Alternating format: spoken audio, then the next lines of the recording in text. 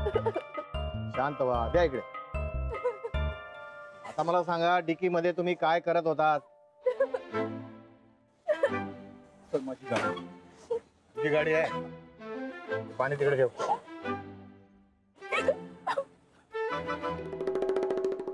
अरे हेल्मेट कुठे आहे? घर पे. घर पे? तो पैसे गाडी चला रहा है और कुछ हो गया तो? अरे तुमच्या भल्यासाठी आहे सर्व. हेल्मेट कंपल्सरी, सामान गाडी चालवायची, कुठे पण पार्किंग करायची नाही, तर डबल फाईन लावेल. चल दा. शांत व्हा आणि बघा ते काय डिकीचं काय प्रकरण सांगा मला. तुमचं नाव काय?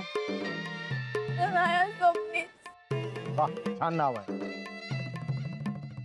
ते सोडा हो, पण हे मला सांगा तुम्ही डिकी मध्ये काय करत होता? बाय द वे, गाडी कोणाची आहे? माझ्या बॉसची गाडी आहे. बॉसची गाडी आहे? मग तुम्हाला डिकी मध्ये कोणी जबरदस्ती म्हणजे किडनॅप वगैरे तर नाही केलं ना? नाही, तसं काही नाही. मग तुम्ही डिकी मध्ये कसं काय गेलात? एवढी मोठी गाडी असताना, ती पण रिकामी, आणि तुम्ही डिकी मध्ये? बघा खरं खरं सांगा. मी ते सामान ठेवत होते डिक्कीमध्ये आणि मग मी पडले. पडले? वा, पडायला ती काय विहीर आहे का? हा बघा, सगळं खरं खरं सांगा. तुम्ही आम्हाला बनवायचा प्रयत्न करू नका, नाही तर मला ओरडू नका. आय स्वेअर मी खरंच पडले डिक्की. मी एवढी रडते, तुला काहीच वाटत नाही. तुम्ही अगोदर शांत व्हा.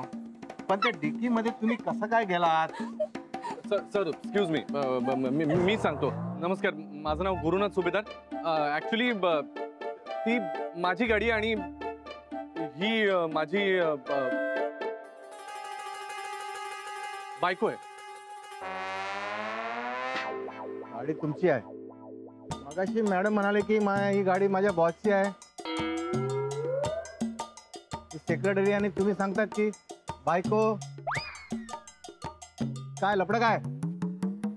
सर ॲक्च्युली तेच सांगत होतो मी. म्हणजे कसं आहे, बरोबर आहे ना, म्हणजे गाडी माझीच आहे आणि ही सुद्धा माझीच आहे.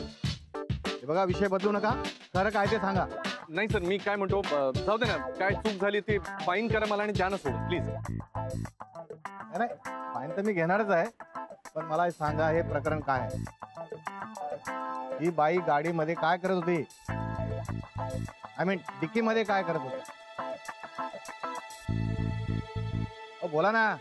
हे बघा, ह्या मॅडमचं काही बडं वाईट झालं असतं म्हणजे